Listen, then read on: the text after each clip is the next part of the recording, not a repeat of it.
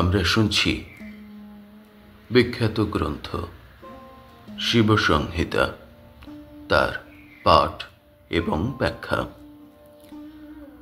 শিবসংহিতার প্রথম পটলে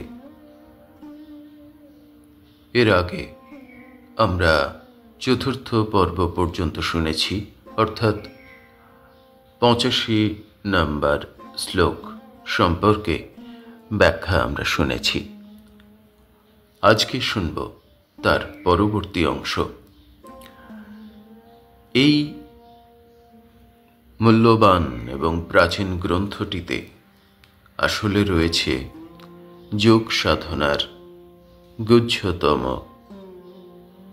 জ্ঞান এবং পথের আলোচনা, আর পরমাত্মা থেকে কিভাবে জগৎ তৈরি হলো, বিভিন্ন দেবদেবী তৈরি হলেন, মায়া কিভাবে তৈরি হলো, মিথ্যা কিভাবে তৈরি হলো, এবং একজন যোগীর কর্তব্য কি, তিনি কিভাবে তা প্রাপ্ত হবেন, সেই সম্পর্কে আলোচনা, অতি মূল্যবান আলোচনা। আমরা 85তম শ্লোকে শুনেছিলাম যে মায়া সে স্বয়ং অবিদ্যা থেকে জাত, এবং সেই মায়ার দুটি বৈশিষ্ট্য আছে। একটি হচ্ছে আবরণ শক্তি, আর আরেকটি হচ্ছে বিক্ষেপ শক্তি। এই মায়া সম্পর্কে আলোচনা হয়েছে। এবারে কিভাবে বিভিন্ন দেবদেবী বা দেবী সৃষ্টি হচ্ছেন এবং দেবতা সৃষ্টি হচ্ছেন সেগুলো আলোচনা রয়েছে। 86 নম্বর অধ্যায়ে বলছে, শ্লোকে বলছে, এই মায়া যখন তমগুণাধিকা হন, তৎকালেই তাহাকে দুর্গা নামে আহ্বান করা যায়, আর তদুপরি চৈতন্যকে রুদ্র নামে অভিহিত করা হয়। আমরা এর আগে দেখেছিলাম যে মায়া ত্রিগুণময়ী, অর্থাৎ সত্য, রজ এবং তম। এই মায়া কিভাবে উৎপন্ন হচ্ছে এটা জানার জন্যে এর আগের যে পর্ব, অর্থাৎ 4 নম্বর পর্ব শিবসংহিতার প্রথম পটলে, আমি অনুরোধ করব একটু সেটা শুনে নিতে শ্রোতাদেরকে। তো এই যে ত্রিগুণ মায়া, ত্রিগুণাত্মিকা মায়া, সেই মায়া যখন তমগুণান্বিতা হন, তমগুণাধিকা হন, অর্থাৎ তমগুণের আধিক্য যখন বেশি হয় মায়ায়, তখন তাকে আমরা দুর্গা বলছি। এই যে আমরা দুর্গা পুজো করি, এই যে দুর্গা আরাধনা করি, দেবী দুর্গার আরাধনা করি, তো সেই তমগুণাত্মিকা মায়াকে বা তমগুণাধিকা মায়াকে, অর্থাৎ যে শক্তির ডাইমেনশনের মধ্যে, মায়ার ডাইমেনশনের মধ্যে তমগুণ বেশি হয়, সেই সত্তাকে, সেই অবস্থানকে আমরা দুর্গা নামে অভিহিত করছি। এবং সেই দুর্গার যিনি চৈতন্য রূপ, অর্থাৎ ব্রহ্মরূপ, পরম ব্রহ্মরূপ, তাকে আমরা বলছি রুদ্র। এইভাবে রুদ্র এবং দুর্গা তৈরি হলেন। তারপরে কি, এই মায়া যখন সত্যগুণাধিকা হন, তৎকালে দিব্যরূপিণী লক্ষ্মী হইয়া থাকেন, এবং এই সত্যগুণ প্রধানা মায়াতে অনুপ্রবিষ্ট চৈতন্যই বিষ্ণু নামে কথিত। আর যখন মায়া সত্যগুণাধিক্য সম্পন্না হন, তখন তাকে আমরা বলছি দিব্যরূপিণী লক্ষ্মী। আর সেই সত্যগুণ প্রধানা মায়ায় চৈতন্য যিনি থাকেন, চৈতন্য রূপে যিনি অবস্থান করেন, তার নাম বিষ্ণু। আমরা কিভাবে কি সুন্দর করে ব্যাখ্যা করা হচ্ছে। আমরা পেলাম দুর্গা এবং তার চৈতন্য রূপ রুদ্র, আর মায়া শক্তির সত্যগুণের আধিক্য সম্পন্ন অবস্থানকে প্রকাশকে তা আমরা বলছি লক্ষ্মী, আর সেই লক্ষ্মীর চৈতন্যরূপ বিষ্ণু। এই মায়াতে রজগুণের আধিক্য হইলেই তাহাকে সরস্বতী কহে, এবং রজগুণাধিকা মায়াতে অনুপ্রবিষ্ট চৈতন্যকেই ব্রহ্মা বলা হয়। আর কি না, যখন রজগুণের আধিক্য বেশি হয় মায়াতে, হয়ে যে কার্যকারণ এবং যে অবস্থান তৈরি হয়, যে দেবী শক্তির কল্পনা করা হয়, তাকে আমরা বলছি সরস্বতী। আর এই সরস্বতীতে যে চৈতন্যরূপ অবস্থান করেন তাকেই আমরা বলছি ব্রহ্মা। তাহলে আমরা ত্রিগুণ অনুসারী তিন দেবীকে পেলাম, আর তাদের চৈতন্য যারা, তাদেরকে পেলাম, অর্থাৎ ত্রিদেবের কথা আমরা পেলাম, রুদ্র, বিষ্ণু এবং ব্রহ্মা। এখন দেখা যাইতেছে মহেশ্বরাদি অখিল দেবতাই পরমাত্মা হইতে পৃথক নহেন, এবং দেহাতি যাবতীয় জড়বস্তু অবিদ্যা ভিন্ন অপর কিছুই নহে। সুতরাং দেহাদি সমস্ত জগৎ গগনজাত পুষ্পবৎ মিথ্যা। এবারে কনক্লুশনে আসছে, অর্থাৎ শাস্ত্র বলছেন যে অতএব বোঝা যাচ্ছে যে মহেশ্বরাদি অর্থাৎ রুদ্র, বিষ্ণু এবং ব্রহ্মা এই সমস্ত দেবতাই পরমাত্মা থেকে পৃথক নন। কেন পরমাত্মা থেকে পৃথক নন? পরমাত্মা তো অনন্ত চৈতন্য, চিরকালীন সত্য। পরমাত্মা থেকে পৃথক নন কেন? না, পরমাত্মা থেকে পৃথক নন এই কারণে, কারণ তারা স্বয়ং চৈতন্য স্বরূপ, তাই তারা একেবারে পরমাত্মারূপী। আর এই যে আমাদের দেহাদি ত্রিগুণে তৈরি, এই যে দেহ এবং বাইরের এই যে শক্তির প্রকাশ, এই সমস্ত জড়বিদ বস্তু অবিদ্যা, অবিদ্যা মানে যা বিদ্যা নয়, বিদ্যা একমাত্র পরম চৈতন্য, পরম ব্রহ্ম, তো পরমাত্মা। তো এই সমস্তই, এই যে দেহাদি আমাদের ঘট এবং পট অর্থাৎ ব্রহ্মাণ্ড এবং আমাদের এই যে শরীর, এই শরীর জড় বস্তু, কারণ এরা মায়া থেকে উদ্ভূত, এবং অবিদ্যা, কারণ অবিদ্যা বা মিথ্যা থেকে এগুলোর সৃষ্টি, তাই অবিদ্যা। সুতরাং দেহাদি সমস্ত গগনজাত পুষ্পবৎ মিথ্যা। আমরা যদি বলি যে গগন থেকে, মানে গগন মানে আকাশ, আকাশ আকাশ থেকে জাত, গগনজাত মানে আকাশ থেকে জাত, তো আকাশ থেকে কোনো ফুল পড়তে পারে না, তাই আকাশজাত পুষ্পবৎ মিথ্যা। অর্থাৎ আমরা যদি বলি আকাশ থেকে ফুলটা পড়েছে, তাহলে যেমন সেটা মিথ্যা, তেমনি আমাদের এই দেহাদি এবং ব্রহ্মাণ্ড গগনজাত পুষ্পবৎ মিথ্যা। অর্থাৎ গগনজাত পুষ্প যেমন হতে পারে না, তেমনি আমাদের এই দেহ এগুলোও কিন্তু সত্য নয়, সেই কথাই বলা হচ্ছে 89তম শ্লোকে। জগৎ কল্পনাকারীগণ এইরূপেই জগতের সৃষ্টি করেন, আর ওই কল্পনা পরম্পরাই পরস্পর পরিচালিত হইয়া তত্ত্ব অবতত্ত্ব রূপে বিচার্যমান হয়। আর কি বলছেন?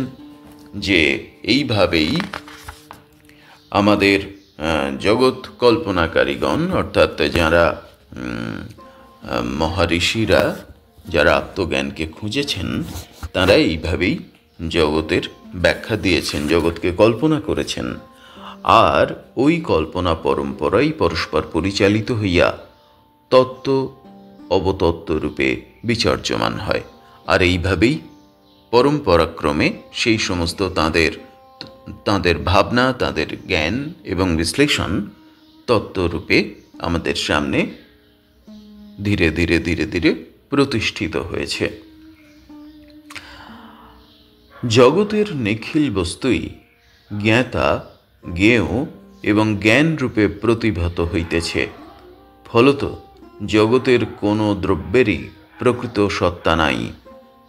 বস্তুর ভাষক একমাত্র আত্মাই আবহমান শোভা পাইতেছেন।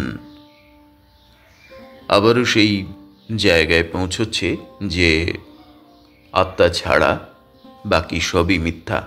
কি বলছে? জগতের নিখিল বস্তুই, জগতের নিখিল বস্তু যা আমরা দেখছি সমস্ত কিছু পরমাত্মা ছাড়া, সমস্ত কিছু যাই অঘটন ঘটন পটীয়সী মায়া থেকে উৎপন্ন হয়েছে, সেই নিখিল বস্তুই জ্ঞাতা, জ্ঞেয় এবং জ্ঞানরূপে। জ্ঞাতা মানে হচ্ছে যিনি জানছেন, যার জ্ঞান আছে। জ্ঞেয় মানে হচ্ছে যা জানা হচ্ছে, এবং জ্ঞানরূপে যা জানা হচ্ছে সেই বিষয়টি। তাহলে জ্ঞান, জ্ঞেয় আর জ্ঞাতা এই তিনটে রূপে, তিনটে চরিত্রে প্রকাশিত হয়েছে। এবং জগতের কোনো বস্তুরই প্রকৃত সত্তা নেই। প্রকৃত সত্তা মানে হচ্ছে সত্য যাকে বলে, সার নেই।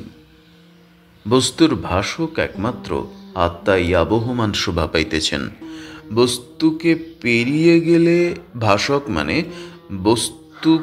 বস্তুর মধ্য দিয়ে যিনি আভাসিত হচ্ছেন, তাই ভাষক। বস্তুর মধ্য দিয়ে যিনি আমাদের সামনে আভাসিত হচ্ছেন, অর্থাৎ জগৎ প্রপঞ্চের মধ্যে যিনি আসলে সত্যরূপে জাস্ট আভাস পাচ্ছি আমরা যার, তিনি হচ্ছেন পরম সত্তা, সচ্চিদানন্দ, সেই পরম ব্রহ্ম। জগতের যাবতীয় পদার্থ ব্রহ্মের স্বরূপ মাত্র, আর স্বরূপ দ্বারাই ব্রহ্মস্বরূপ দ্রব্য প্রকাশমান হইতেছে। এই সংসারে যে ভিন্ন ভিন্ন পদার্থ, ঘট পটাদি শব্দভেদ দ্বারাই তাহার পার্থক্য লক্ষিত হয় মাত্র, বস্তুত তাহার কোনরূপ ভেদ নেই।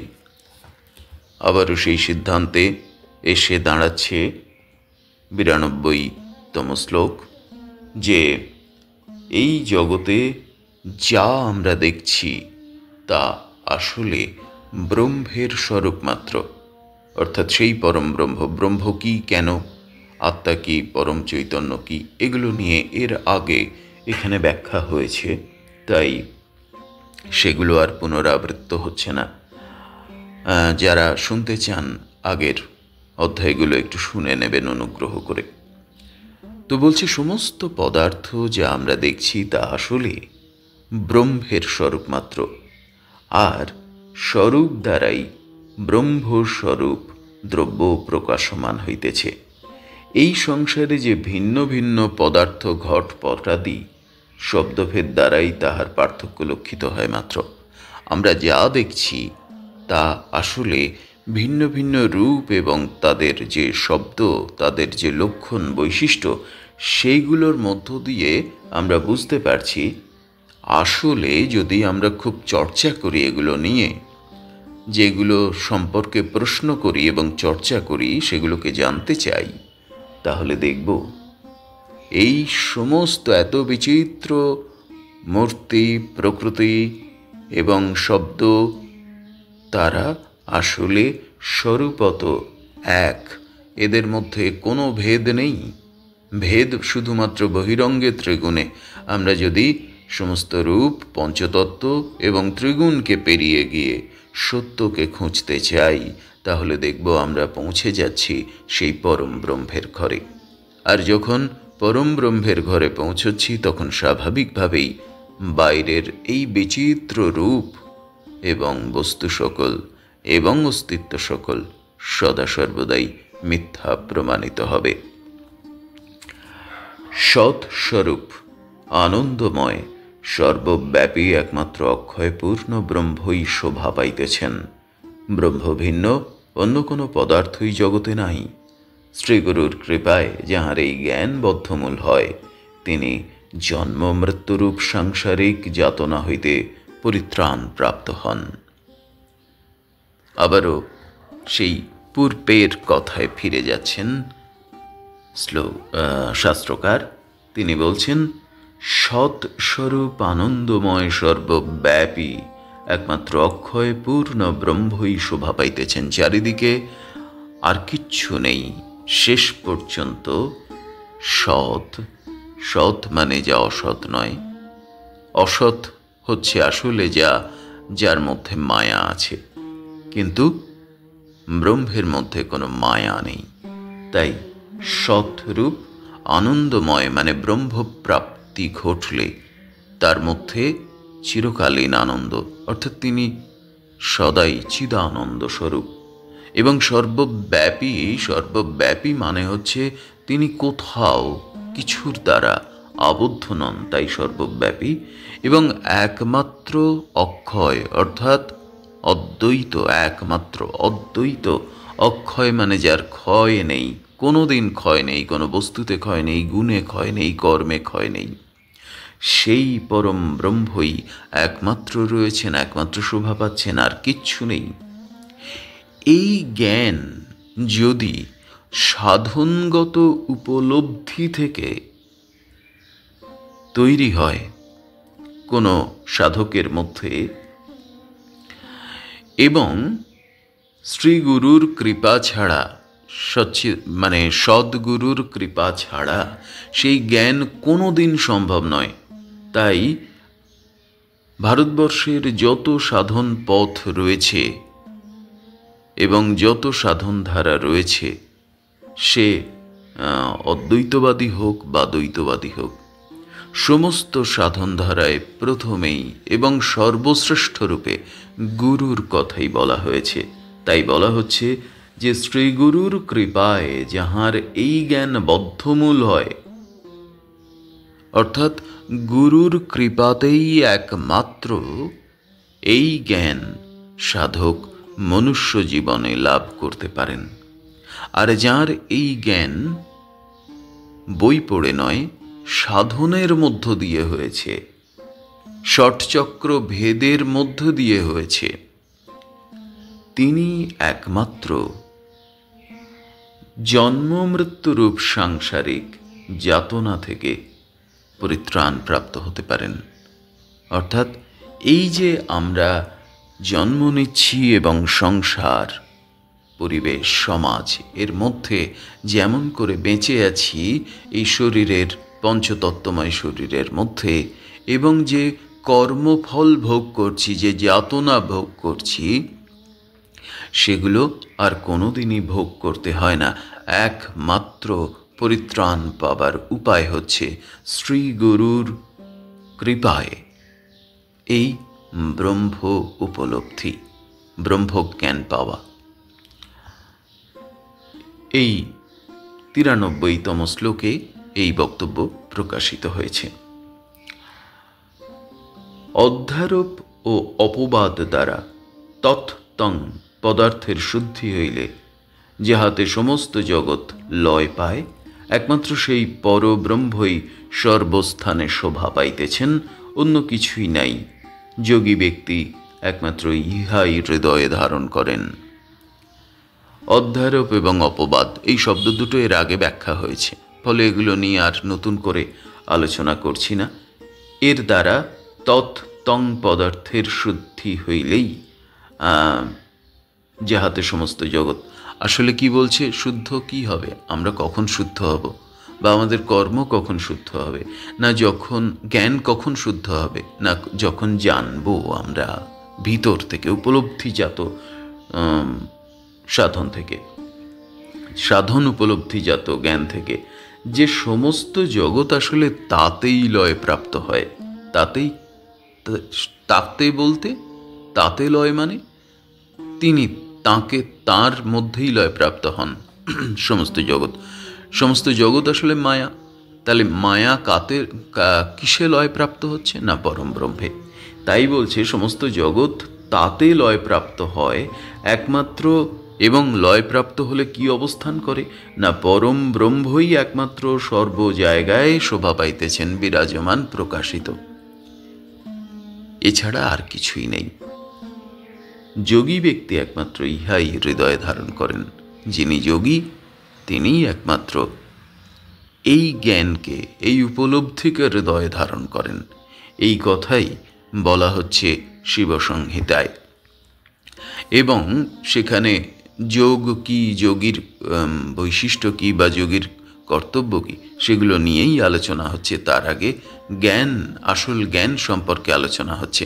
আমরা কিসে যোগ করব, কাকে যোগ করব, কাকে আমরা জানতে চাইব। যোগের মাধ্যমে বা যে কোনো সাধন পথের মধ্যে আমরা কাকে প্রাপ্ত হতে চাইব, সেইটুকুই যদি না জানি, তাহলে কিন্তু আমরা লক্ষ্যভ্রষ্ট হব। আর যদি কানে কানে শুনিও যে পরম ব্রহ্ম, ঈশ্বর কি অমুক কি তমুক, তাঁকে পেতে চাই, তো তাঁর স্বরূপত্ব না জানলে আমরা কিন্তু বিপথগামী হব। কারণ তাকে ধারণা না করা পর্যন্ত আমরা ধ্যানে প্রবেশ করতে পারবো না। ফলে ধারণা করার জন্য কিছু বহিরঙ্গিক জ্ঞানের প্রয়োজন। আর ঠিক এইখানেই মূর্তির প্রয়োজন আছে।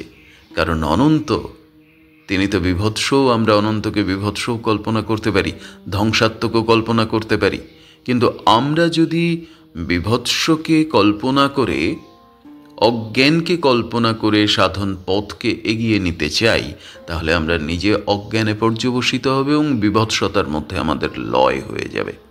তাই পরম জ্ঞানময়, জ্ঞানাতীত পরম ব্রহ্মের সাধনের ক্ষেত্রে কিন্তু মূর্তির প্রয়োজন আছে। স্বয়ং শাস্ত্র সেই কথা স্বীকার করছে। পরে আসব সেই সব আলোচনায়।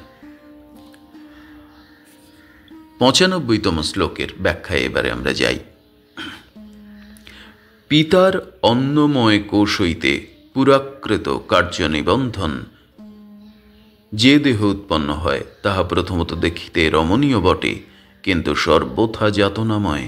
কারণ পূর্ব সঞ্চিত পাপ পুণ্য ভোগই এই দেহ লাভ করা, এই পাপ পুণ্য ভোগার্থই এই দেহ লাভ করা যায়।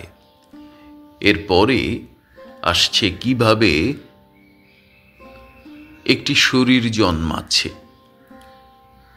এর আগে পর্যন্ত দেখা গেল কিভাবে পরম ব্রহ্ম অনন্ত থেকে, বিদ্যা থেকে, সত্য থেকে মিথ্যা মায়া, অবিদ্যা স্বরূপিণী মায়া এবং বিভিন্ন রূপ তৈরি হচ্ছে জগতে, দেবী শক্তি তৈরি হচ্ছে, যাকে আমরা মায়া বলছি।